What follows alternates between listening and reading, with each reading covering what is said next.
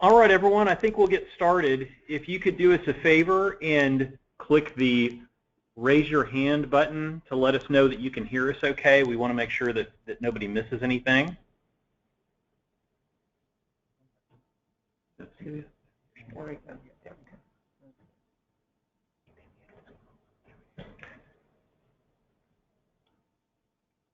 All right, thank you. It looks like we've got a few people still to dial in or that haven't raised their hand yet, but we'll go ahead and get started. For those of you that I've not had a chance to meet, my name is Tom Vincent. I'm an attorney here with Gable Gottwalls in the Tulsa office. With me is Diana Vermeire, who is a shareholder in our Oklahoma City office. I'll let Diana speak to her prior experience, but in just a second. We're excited to be able to do this for you today because both of us have been inside, if you will, different companies and have had to deal with these sorts of issues, and hopefully we'll be successful at communicating to you the types of issues that we've had to deal with. Me particularly, I spent about 15 years in internal compliance positions in different banks, as well as a broker-dealer and an investment advisor, and was often the last to know some of these issues that you'll see. So hopefully one of the things we'll do is give you the right questions to ask, so that will not be the case going forward. Diana, if you want to talk a little? Sure, thank you.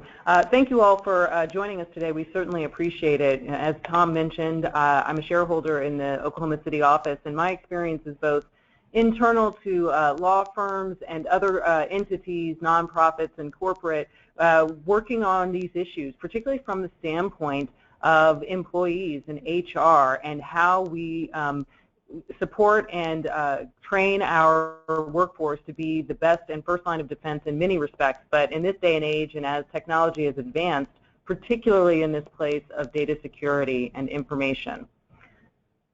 Sure, and as you'll hear, a lot of what we're going to talk about is really developed from the practical experience that we've had trying to address this issue internally. We act often as de facto internal counsel for our clients because of the issues that we deal with and because of the involvement that we have with these issues.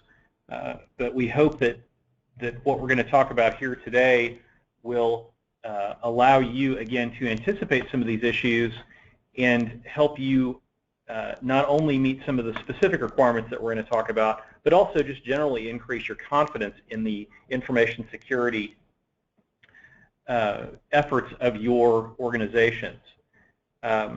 You'll see there is a way to ask questions by typing into a box on your screen. We will answer those as we're able, but please feel free to do so because we are monitoring those questions as we're presenting. So with that,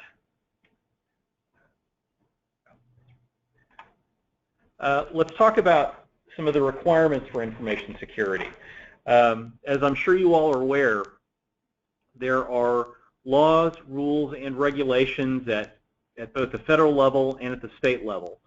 At the federal level, we see a lot of statutes and associated regulations that speak to the particular type of information. For example, everyone's probably familiar with Gramm-Leach-Bliley and the protection of financial information. But also, many banks are subject to the requirements of HIPAA, the Health Insurance Portability and Accountability Act, and its requirements because of the services that they may provide to healthcare providers, such as lockbox services and the exposure they have to information protected by HIPAA, specifically protected health information, as well as the other types of information covered up there. You'll see FICRA, the Fair Credit Reporting Act, obviously is something that banks have to deal with as well. At the industry level, is, again, not unfamiliar to you all. Both the federal government and the states have particular targets. Healthcare in the case of HIPAA, financial with respect to Gramm-Leach-Bliley, as we talked about, also regarding the energy sector, and also retail information. And then in addition to the regulations and the statutes that we've talked about, many agencies have additional expectations they've communicated through particular guidance. For example, as you're aware, back in November, the FFIEC released their management booklet as part of their information security requirements in the Information Technology Examination Handbook. And a lot of the things that we're going to talk about here today will help you meet those requirements. They speak to some of the specifics of the FFIEC guidance, but also there's some measures that you can put in place that will supplement the specific requirements to help you meet them. With respect to breaches, or the other side of the coin, as it were, with respect to information security, at the federal level, there is no federal data breach law at present. It's been discussed and debated for a long time. The current administration has put forth some guidance on the issue, and there has been some movement in the development of a federal breach law, but it has not been finalized yet, which leads us to the states. You can see there 47 states and other territories have data security breach laws. From a consistency standpoint, it's difficult because those states have different definitions of a breach and what constitutes personal information to trigger coverage of those laws. And one of the other key things to note is those state statutes are tied to the state of residence of the individual whose information is breached. So as a specific example, I have a client who has clients in 5 different states. When he had an information security issue, we had to go through the laws of all of those different states. And in one instance, he had a customer in California, and as no state has really a de minimis coverage level, one individual is enough to trigger coverage of that state statute. We had to go through the analysis for that one customer.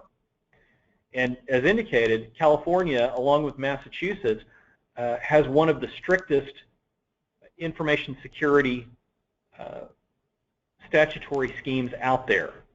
As an example, with respect to Massachusetts, which you may have seen it come through in recent years with respect to financial information, Massachusetts has a broader definition of information that is covered by their statute. So when we look to a Massachusetts resident, they may trigger coverage and the notification requirements that we'll get to, as opposed to other residents of other states. And generally, these statutes are enforceable by the attorneys general of the particular states. Some statutes require explicitly that the attorney general be notified, but we're also seeing more and more that states are expecting the attorney general to be notified, even if it's not explicit in the statute, particularly as the federal government moves toward an overall federal scheme of security breach requirement. The attorneys general of the different states are wanting to stay at the table in those discussions, so they're making their voices known that they should be notified even if it's not explicit in the statute. So Tom has done a great job of laying out for us the fact that there are many variables, many sources of regulation and information and rules that we are supposed to be following, no uniformity across the board, which can be, frankly, very difficult to operate in this space and requires, when you know that it's out there, that you almost need to comply with some of the most strictest laws as opposed to just the most basic ones. And so that in and of itself can be a real challenge for any of the entities having to make sure that they're protecting this information. So of most interest for us, I think, would be the Oklahoma data breach law. Presumably that's going to impact everyone who's on the phone and joining this webinar today, but I can't caution everyone enough to say or to highlight Tom's point that when you've got a customer who's a resident of another state, then you have to be mindful of the requirements for that state, for that customer, for the customer who resides in that other state. So be very, very cautious of that, because it's not simply what Oklahoma requires, it's what those individual customers require. Under our statute, you can look at the definition that we've laid out for you, the breach of the security system, what that really means. You'll notice that there are several options and opportunities for you to find that you haven't actually had a breach occur. It's about the unauthorized access and acquisition of unencrypted or unredacted computerized data that has the personal information and it causes or will cause identity theft or fraud. So if for some reason you don't meet one of those elements, arguably you haven't had a breach. Something that we like to tell our folks regularly when we're working with them is, let's be very careful of this term breach, because it may not in fact be a breach under the law, and you don't want to characterize something as a breach under the law until you're sure that it actually is a breach. And so to that end, we oftentimes talk about information security incidents that we need to investigate and determine whether or not it has risen to the level of an actual breach triggering all of these additional requirements with respect to the information and notice. Personal information under Oklahoma's law is very particular and frankly is not nearly as expansive as many of the other state laws that you will see. In our instance, it's the first name or initial in conjunction with the last name combined with one of the following items, which is, the Social Security number, the driver's license number, and then, most obviously, financial information, credit card information, debit card information, but not just simply that information, that financial information when you also have access to the security code or access code or password. So again, there are some opportunities to have perhaps the release of information that is not sufficient enough or not complete enough to actually constitute a breach under Oklahoma's laws. And let me also be clear that we're not simply talking about customer information. When you think about data breach instances or incidents that you have to investigate, it's not simply whether or not a customer of yours, their information has been released, but maybe your employees, or for some reason in the context of your day-to-day work you have access to any of this type of information for an individual. If you are authorized to have that information and you somehow allow that information to be given to someone who is not authorized, then it is the context of a breach. So it's not, again, so much about whose information or customer, namely, but about the fact that you have any of this type of highly sensitive information in combination with the other elements, and the release of that information will subject you to obligations under the Oklahoma breach law. So again, the breach law has very particular requirements. And again, I can't highlight enough, not that we want to minimize your obligations under the law, but to clearly point out that what may appear to be the release of information that shouldn't have been released may not rise to the level of an actual data breach. So be very mindful of that. So notification has to occur if you found that you have had a breach when it is an individual whose unencrypted, unredacted personal information was released and there is a reasonable basis to think or understand that fraud or identity theft might occur. So it is just basically a reasonable basis. But again, be mindful. If it's sort of the release of information, because technically, let's see, you print some information off, you leave it at a printer, and someone else within your organization picks it up. Well, perhaps the number one, they're authorized to access that information, so it's not an actual breach. It may be an instance of poorly managing information, but it's not actually a breach. Similarly, if there is no reasonable basis to believe that fraud or theft is going to occur, the inadvertent email that has highly sensitive information that goes to the wrong person, but there is no basis to have a belief that identity theft might occur, i.e. the email address really is a non-functioning, non-working one that received that information, then again, your obligations aren't necessarily triggered under the statute. It's a highly fact-intensive scenario, but be mindful that you need to look at all of the factors that have come into play to truly determine whether or not you are looking at a breach that is going to trigger this requirement of notification. Having said that, you can't take forever to investigate and determine whether or not a breach has occurred, because you are required to notify as soon as practical following discovery. In Oklahoma, that requirement is less onerous than many other states, which are becoming incredibly strict and stringent on a short time frame for notifying once it's been determined that an incident is in fact a breach.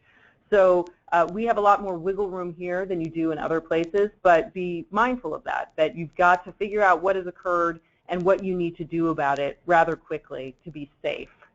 And then there are instances where there will be a request from either law enforcement or another agency that you delay any kind of notification because they're trying to prevent any kind of theft or fraud or run down an investigation. So be mindful of that. That is something that may come into play if you find yourself with this kind of information security incident or even breach that law enforcement may step in. In addition, it's important to point out when you have to have notification and a breach has actually occurred when it involves encrypted information. So many of us use encryption in our day-to-day work life these days. And the issue there is if it's encrypted and there's no way to reasonably access the encrypted information, again, you don't have a breach. You may have a security incident, something that you need to rectify and prevent from happening again, but a breach has not, in fact, occurred. A breach has occurred if it is encrypted and somehow that same individual who has the encrypted information also has the key or the ability to access or disable the encryption, then that would be a breach. So again, be very mindful of the facts of what is occurring for you before you go forth and say, I had a data breach occur, and take action otherwise. All right. Thank you, Diana.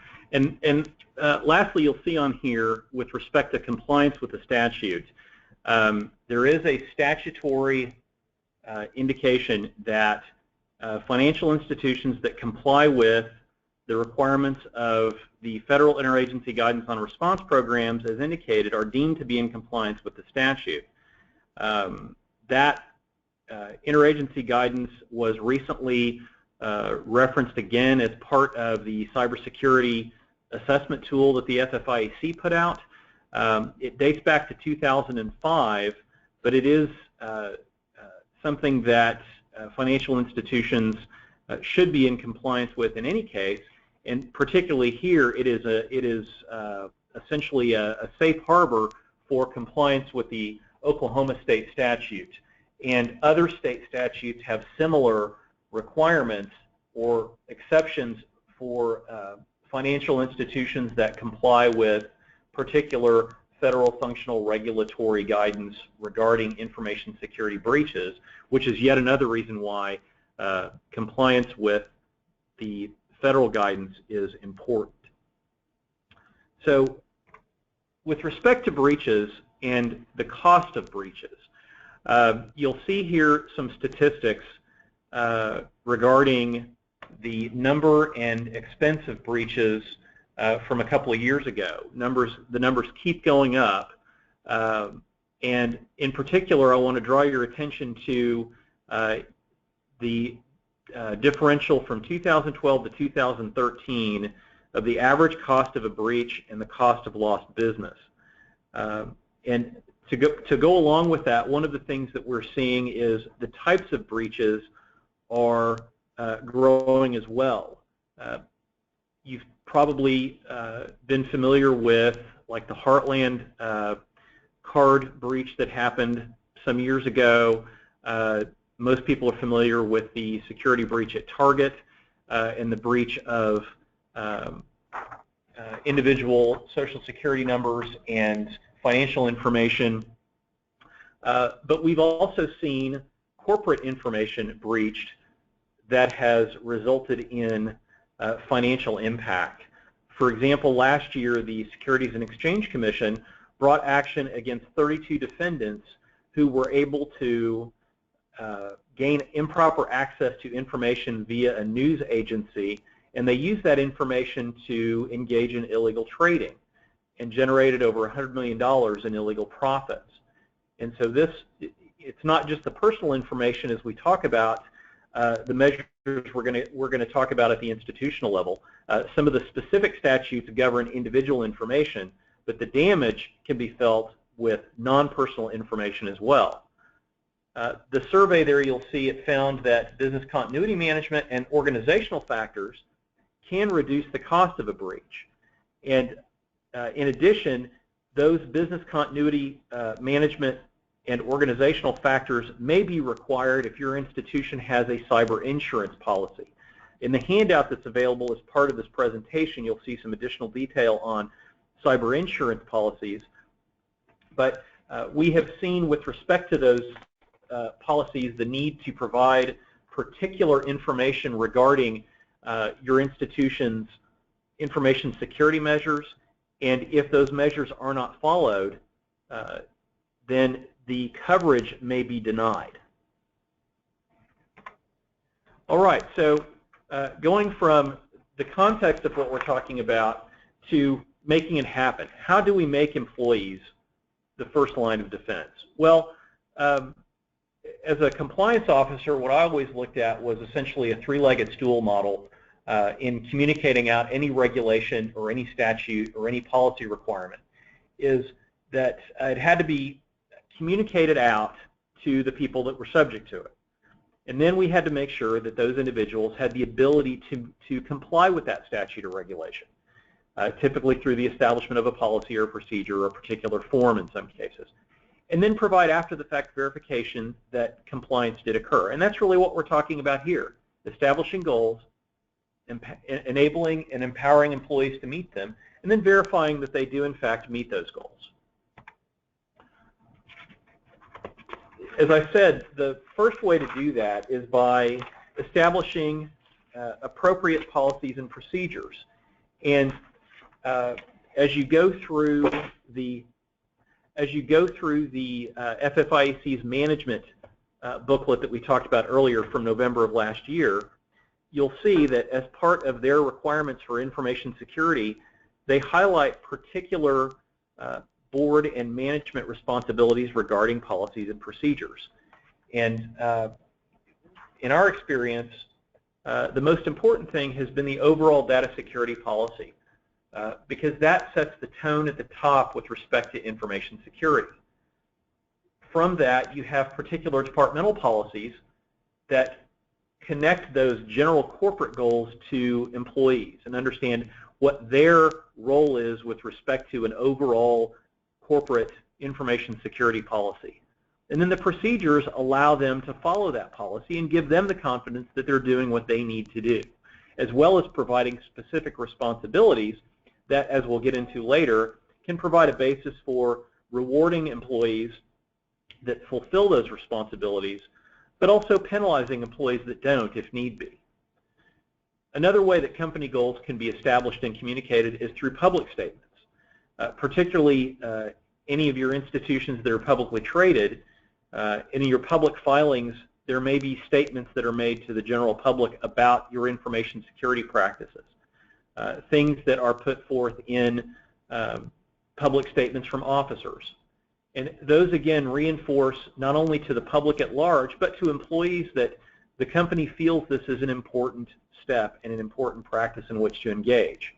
And then lastly, we've seen internal marketing be successful as well. And that could be everything from signs posted internally, reminders via email, or even just making certain practices visible, as we'll talk about here in a bit.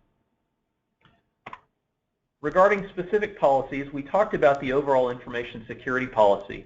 And again, this is not limited just to electronic information. when we talk about information security, we're talking about all sorts of information, whether it's the cell phone that has email set up on it that contains an Excel spreadsheet of customer information, or the customer's paper statement that, in an experience in a prior life, was stuck to the outside of a window on the 11th floor of a building where I worked. And it's also important to make sure that the policy is tailored to your particular institution's data collection and usage, which gets not only to making sure you're getting the information that you need, but that you're not getting the information that you don't need. Because as you've seen in the communications from certainly the banking regulators, there's a lot of security that's involved around that information. There's no need to have to suffer that time and expense in putting those measures in place for information that you don't need. Another policy is the acceptable use policy, which gets to the use of particular elements of a company's information security assets and architecture, whether that is the use of a company computer, the use of a company network. This sort of policy can be very helpful in making sure that not only customer and employee information is not at risk, but also, for example, that the company is less vulnerable to reputational damage. Some of you may be familiar with an incident that happened last year regarding a company called Ashley Madison. Ashley Madison is an online website for relationships, and we'll call it that. And that Ashley Madison was in fact hacked, and the names and email addresses of a number of Ashley Madison customers were released publicly. And a number of companies found out that those individuals had used their company email to sign up for Ashley Madison services. A clear and communicated acceptable use policy can help reduce that risk by making it clear to the employees that you don't use your company email address for that purpose. Similarly, and we're not going to get into it in detail here, but I'm sure you're familiar with the risks and the guidance recently on social media. That's another area where we've encouraged clients to make it clear that employees should not be allowed to use their company email to sign up for social media.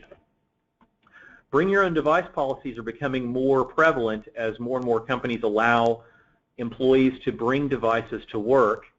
We particularly see questions about this around the holidays, as Christmas time and the holidays bring with them a whole new assortment of gadgets and gizmos that people can't wait to bring to the office and connect into the network. And we certainly encourage clients around the holidays to communicate their bring your own device policies out to employees to make sure that the brand new Apple Watch that they got is actually permitted at work, as an example.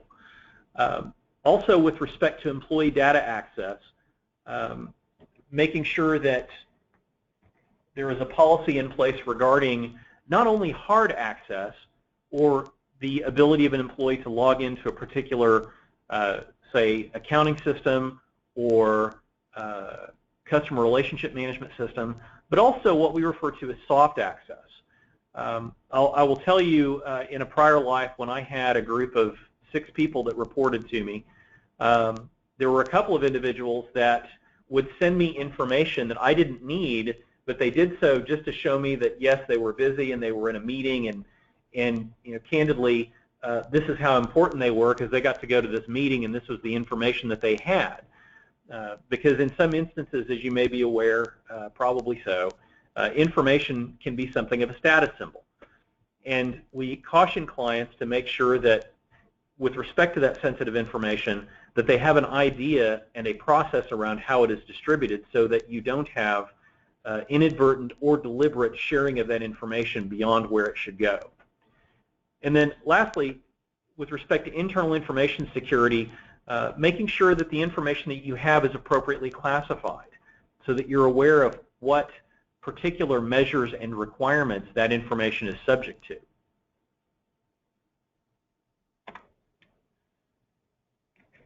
With respect to external policies, we recommend that clients have a website terms of use policy, and certainly from a bank standpoint, having a privacy policy. But just as important, the institution must adhere to those policies. For those of you that aren't familiar with the Federal Trade Commission v. Wyndham Hotels, that was a case that stemmed from a complaint back in 2012 involving Wyndham Hotels' particular publicly available privacy policy.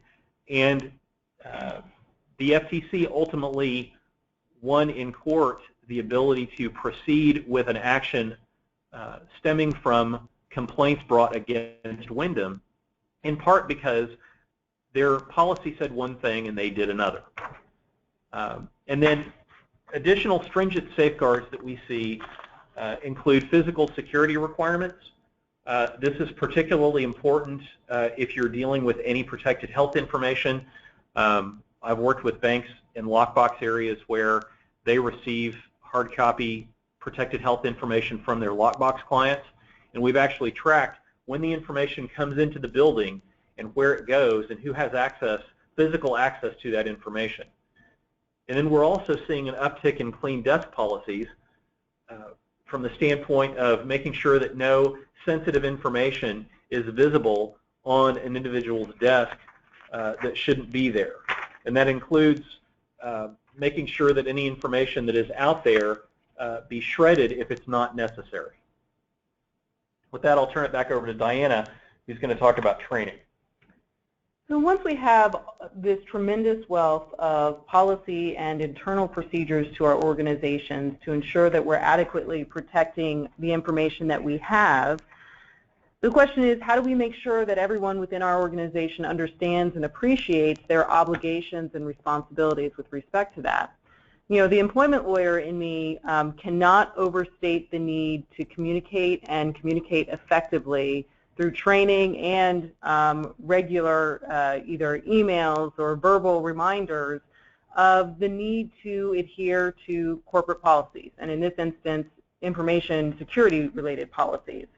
But in order for our employees to do that, they have to understand and appreciate what it is they're being asked to do, and frankly, and sometimes we don't want to, but frankly we also need to tell them the why of it, because it is so much more helpful in asking and achieving compliance with these kinds of requirements.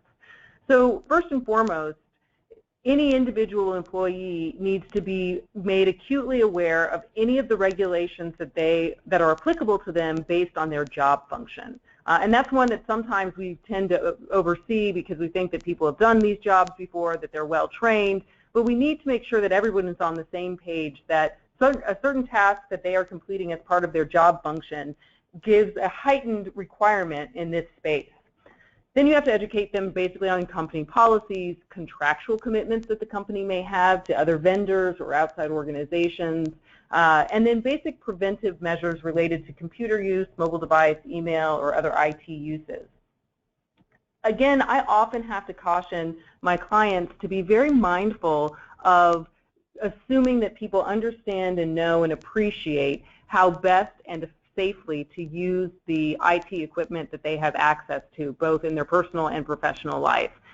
We so regularly find that people may not even know best practices with how to secure their information or their equipment, and that even if they have been informed, they need to be reminded and educated on a regular basis as to the ever-changing technology that may implicate the way they use such IT devices.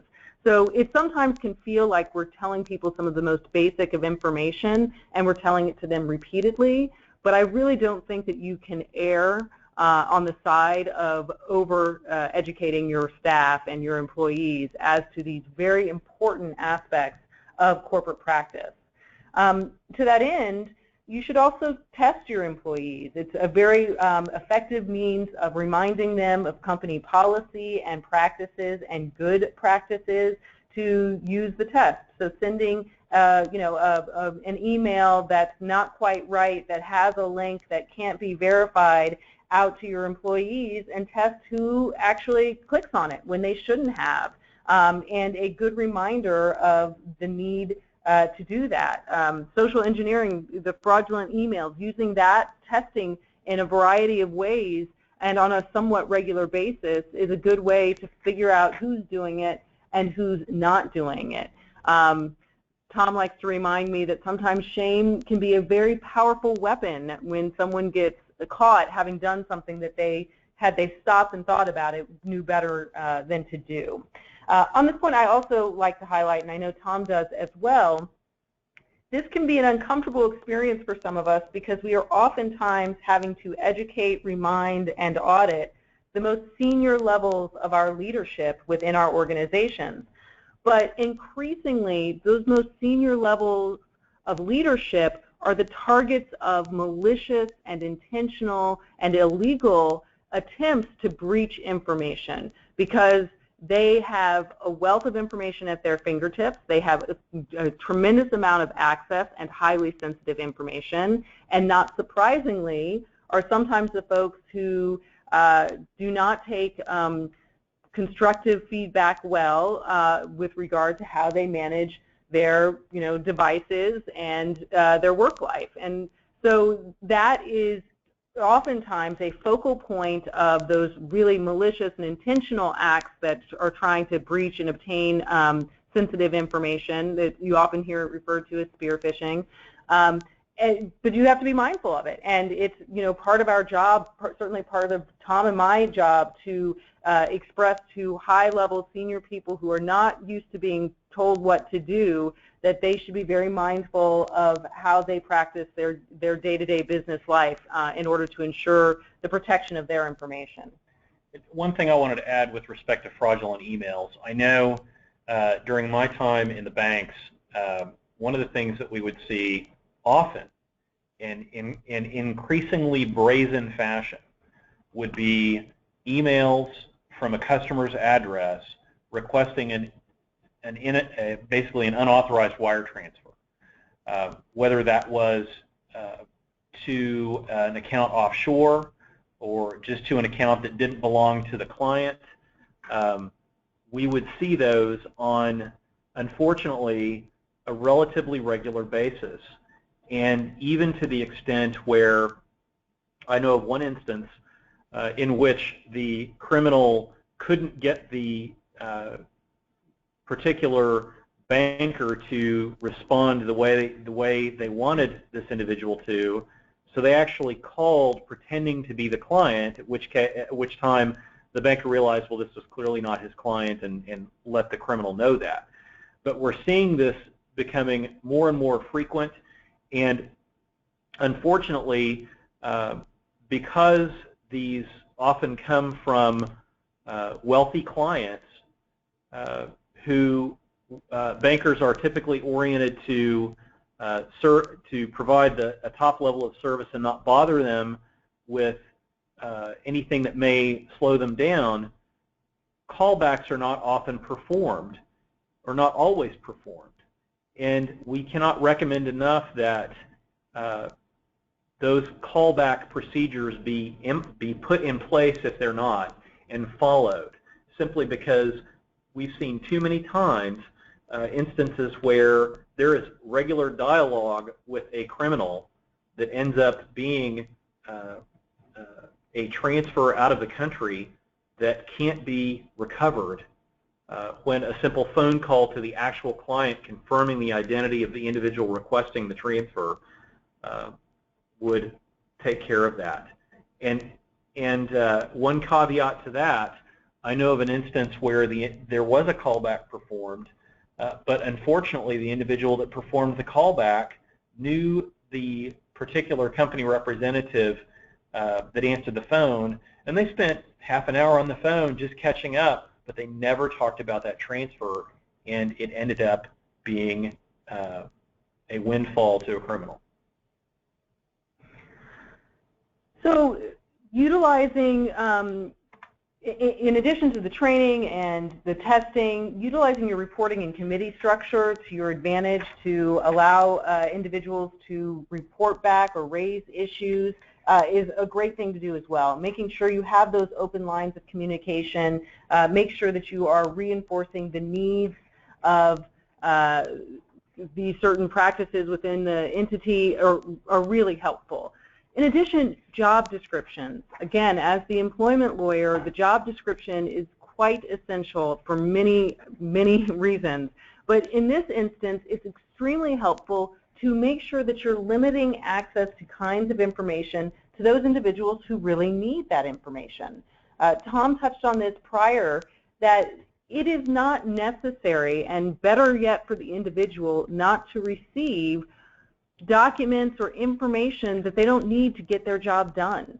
If you don't need to have exposure to certain sensitive information or to certain client or customer information or employee information, better to not have that exposure than to deal with the potential risks of having had access.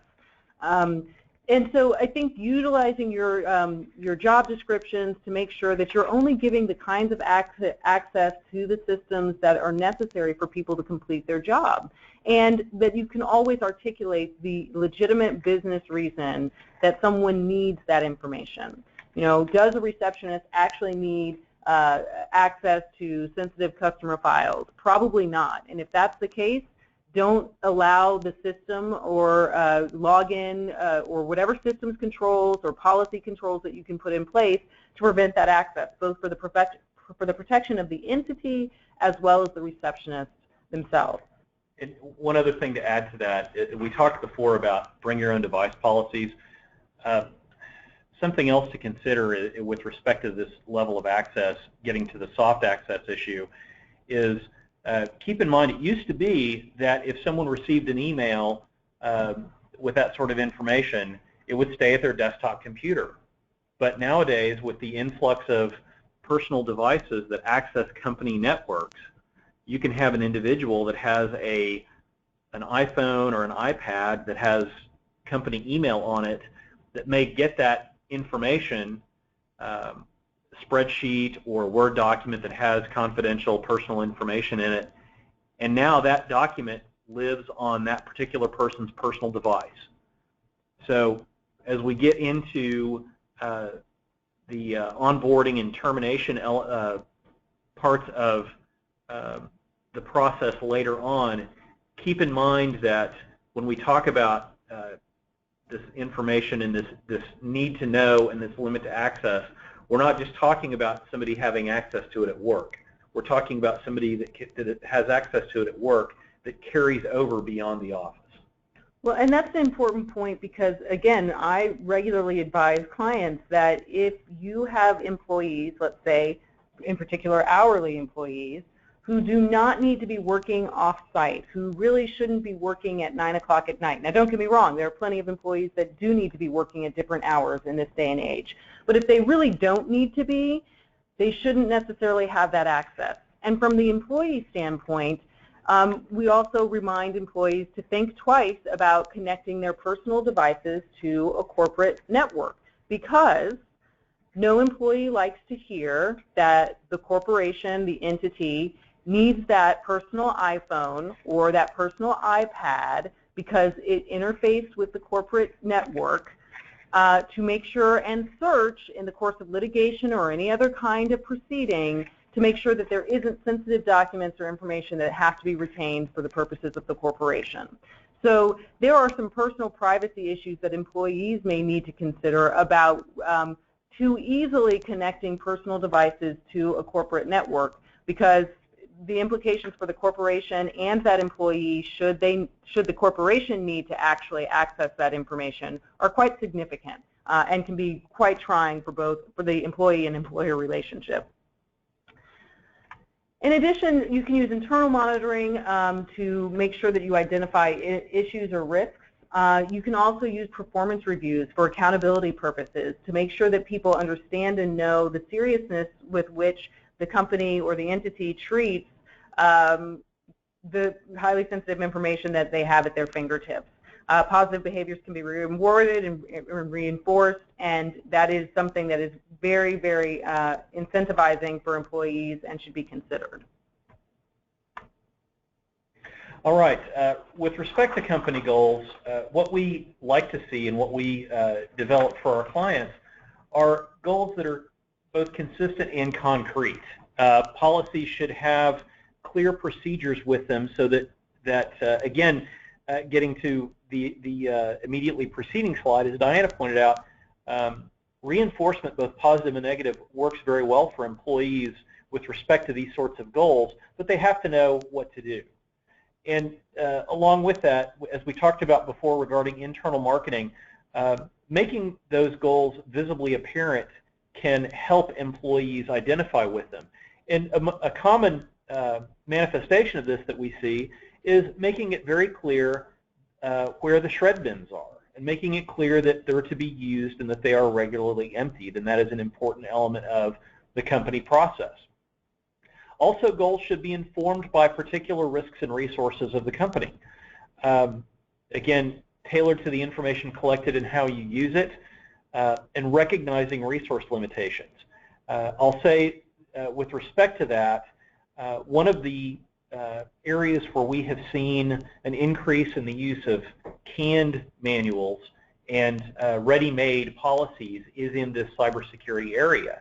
And a caution that we give our clients is make sure that you're not approving something that is much more broad than you can handle and that sets in place requirements that you can't meet. And then lastly there, you'll see that goals should be present in key company activities. And these are reflected in the FFIEC IT Examination and Handbook on Management that we talked about before, particularly regarding business unit management and the requirement to engage your IT department in new product development to make sure that whatever it is that you're taking on, not only can IT support it, but that it fits within your information security model. All right. With respect to data security over the lifetime of an employee, we've got it broken down here into 3 areas. We've got recruiting and onboarding, and we tie those together, as you'll see, because they often fit together. Internal and lateral hires, and then also at termination. And as you'll see, there are particular issues to be addressed at each one of these, and they all really feed on each other and supplement each other through the course of an employee's tenure. So when we talk about recruiting and onboarding, again, at recruiting, it's very important that the company's expectations on information security are communicated during that recruiting process. If you, for example, are looking at hiring someone who had their own shop, their own consulting business, their own financial practice, and they're coming into a corporate environment, their expectations and their business practices regarding technology may be much more fluid and much more relaxed than your corporate environment.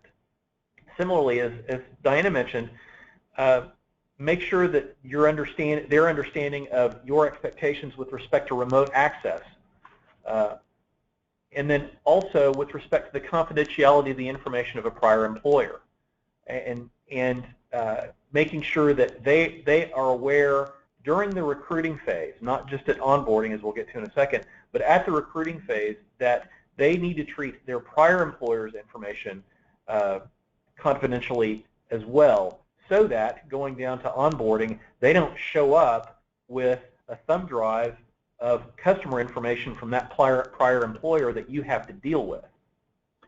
And then also with respect to onboarding, make sure that any restrictions and the risks with respect to the network access and the other IT assets is communicated before you grant that.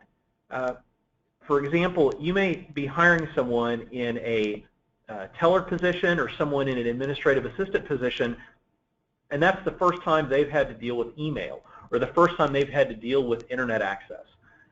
And so don't assume that that individual knows how to be careful. Communicate to them, among other things. For example, don't click on mysterious links in emails. You probably didn't order that UPS package. There's no reason for them to tell you that. That's one that we see quite often. Again, make sure that they know what those risks are before you turn them loose in your network, where they can do a lot of damage if not properly trained. Similarly, when you have an internal move or a lateral move, promotions, demotions, you have to be mindful of the obligations and rights and responsibilities to certain data security information access issues. So you oftentimes see a promotion that's going to expand the access and rights to information, and you need to make sure that you have the appropriate safeguards. Of course, what is of most concern to us is when someone is transferred into a position that no longer gives them access to certain information, being sure to shut off that access, both through the system itself, coordinating with IT, but also communication with the employee about what the new job functions and requirements are and what type of access they should have in order to get their job done, or access they in fact have lost because it is no longer an essential function of their new job. It presents an opportunity for training, to the access issues, or also training on the corporate goals and policies themselves. Finally, termination. Again, it needs to be part of the process when an individual is being terminated to walk through what are the access issues that must be addressed. What type, not only is it an issue of what kind of IT assets or equipment does the employee actually have, and collecting of that, but have we turned off all of the access? Particularly, this is interesting for the remote login situation where you have to go in and prevent that individual who has been given prior access or ability to log in remotely to the network, making sure that that is turned off such that they cannot continue, even when they're no longer physically present, to access your network. So you have to go through that process to ensure that IT is taking the steps necessary, that the individual has been given the notice, you've collected everything that, that they have, and you might recognize that this is going to be handled differently given the situation. A voluntary resignation with 2 weeks' notice is going to be handled differently than an involuntary termination where, frankly, we would advise our clients to call someone in to the meeting in which they will learn of their termination, and as that is happening, IT is dismantling and shutting down all access to the system.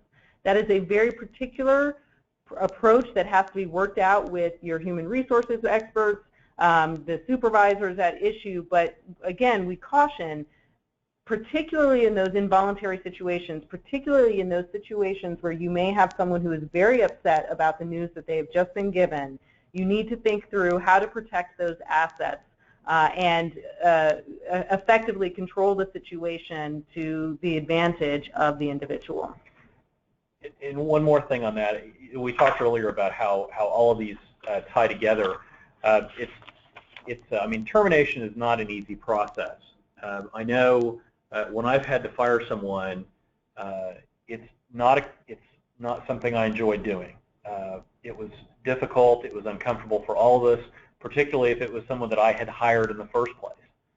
But with respect to termination, and particularly reminding the individual of their particular data security responsibilities, this is why it's so important to establish those at the outset, so that they know from the get-go, yes, you can keep that phone, or no, you can't. Or here's what's going to happen to your phone when you leave. It is going to be reviewed and it is going to be wiped. And in some cases, if it shares information with another phone, that phone is going to have to be wiped as well. Because at the end of the day, we're talking about devices that have the potential of carrying a lot of information with them. And particularly in a termination situation, it can't be a question of simply trusting someone to tell you, oh yes, I deleted everything off of my phone, when you've just told them that you're firing them. So with that, I think we're just about out. We had a question about the compliance hotline that we provide to the CBAO members regarding cybersecurity. And the answer to the question is yes, while the compliance hotline typically deals with banking issues, we do respond to cybersecurity questions as well, particularly not just the types of things that we've talked about here or just related to banking, but we can speak to these sort of practical issues as well in that hotline. With that, are there any other questions before we exit? And again, if you think of anything, please feel free to call us on the hotline information that's available on the CBAO website. You can also download a copy of this presentation and the handout as well. And one of the other things that Diana and I had wanted to mention was because banks often receive information from their clients electronically, there are many of the things we've talked about here that are relevant to your clients and may prevent you from taking in information that could infect your systems or otherwise cause you problems. So we'd encourage you to talk about these sorts of issues with your clients because, as we've seen, it's often not the company that suffers the breach where the actual incident started. It was a company or an individual that interacted with them and opened the door for the criminal to get in. All right. Well, thank you all very much for joining us today. Again, if you have any questions, let us know. And thank you for your time. Thank you.